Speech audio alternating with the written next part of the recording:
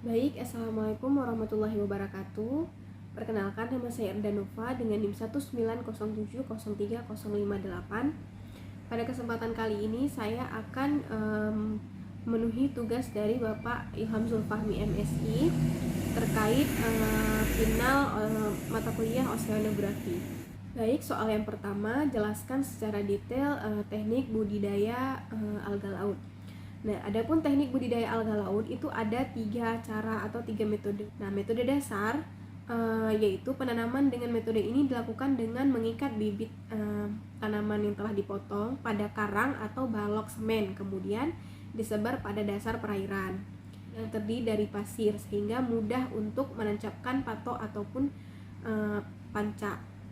Bibit diikat dengan tali rafia yang kemudian diikatkan pada tali plastik yang direntangkan pada patok kayu ataupun bambu. Nah, jarak antara dasar perairan dengan bibit yang akan dilakukan berkisar antara 20 sampai dengan 30 cm. Bibit yang ditanam itu berukuran 100 hingga 150 gram. Dengan jarak tanam itu 20 sampai 25 cm. Penanaman dapat pula dilakukan dengan jaring yang berukuran 2,5 kali 5 meter persegi dengan lebar mata 25 sampai 30 cm. Nah, dan direntangkan pada patok, kemudian bibit alga laut diikatkan pada simpul-simpulnya. Nah, untuk mempertahankan agar rakit tidak hanyut digunakan pemberat dari batu ataupun jangkar. Bibit ini diikatkan pada talinya. Pada tali plastik, kemudian masing-masing simpul jaring yang telah direntangkan pada rakit tersebut itu ukurannya kira-kira 100 sampai dengan 150 gram. Selanjutnya yaitu pemeliharaan. Nah, pemeliharaan tanaman rumput laut itu dilakukan sekitar setiap 2 ataupun 3 hari sekali. Pemeliharaan meliputi pengontrolan rakit sebagai tempat budidaya, pengontrolan tali sebagai pengikat rumput laut, dan pengontrolan terhadap tanaman rumput laut dari hama dan juga penyakit. Kualitas perairan di tempat budidaya itu tergantung pada cuaca setiap harinya. Setelah dilakukan pemeliharaan, selanjutnya yaitu tahap pemanenan. Nah, pemanenan dilakukan apabila berat rumput laut tersebut itu sudah mencapai berat tertentu, yaitu sekitar 4 kali dari berat awal atau berat saat penanaman. Nah, atau sudah mencapai masa budidaya selama 40 hari dengan tingkat pertumbuhan 2-3% setiap harinya. Soal yang kedua, jelaskan apakah faktor lingkungan mempengaruhi pertumbuhan alga laut. Jawabannya adalah faktor lingkungan tersebut itu adalah cahaya matahari, suhu, arus, kedalaman, kecerahan, kekeruhan, salinitas, serta nitrat dan juga fosfat. Nah, seperti yang kita tahu bahwa alga laut ini termasuk ke dalam organisme autotrof, berperan sebagai produsen. Nah, alga laut ini menghasilkan makanan berasal dari proses fotosintesis dari cahaya matahari. Nah, apabila dia tidak dapat menghasilkan energi bagi dirinya, maka alga laut akan tidak dapat tumbuh dengan baik. Baik, soal yang ketiga, apa dampak pencemaran lingkungan terhadap reproduksi bentos laut? Nah, perlu kita ketahui bahwa pencemaran lingkungan, perairan yang tercemar itu adalah suatu perairan yang jumlah individu tidak sama dan ada kecenderungan satu jenis makrozobentos yang mendominasi. Perubahan kualitas air mengganggu kehidupan bentos. Nah, sifat inilah yang merupakan salah satu pertimbangan mengapa bentos dipakai sebagai alat untuk menganalisis tekanan ekologis yang timbul di perairan yang tercemar.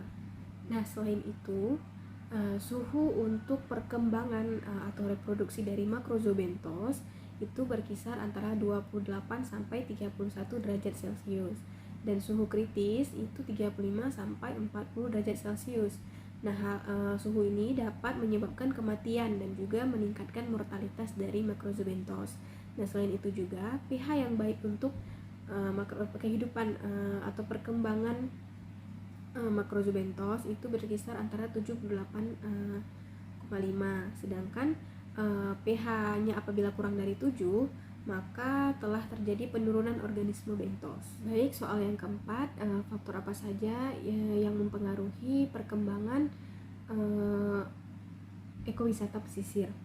Nah, jadi faktor yang mempengaruhi perkembangan ekowisata pesisir itu yang pertama ada faktor lingkungan, itu meliputi konservasi, kemudian kondisi lingkungan tempat wisata, kemudian juga ruang ekologinya. Kemudian yang kedua ada faktor sosial dan budaya, yaitu pengalaman bagi wisatawan, pemberdayaan masyarakat lokal, dan juga kebudayaan masyarakat lokal.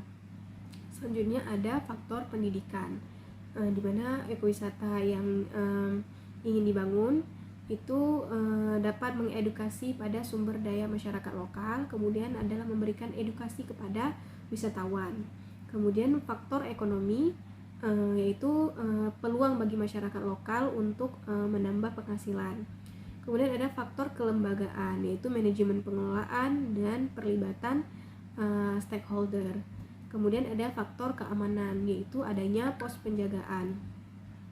Dan yang terakhir yaitu adanya faktor fasilitas, yaitu fasilitas ruang informasi dan juga fasilitas dari kamar mandi dan sebagainya.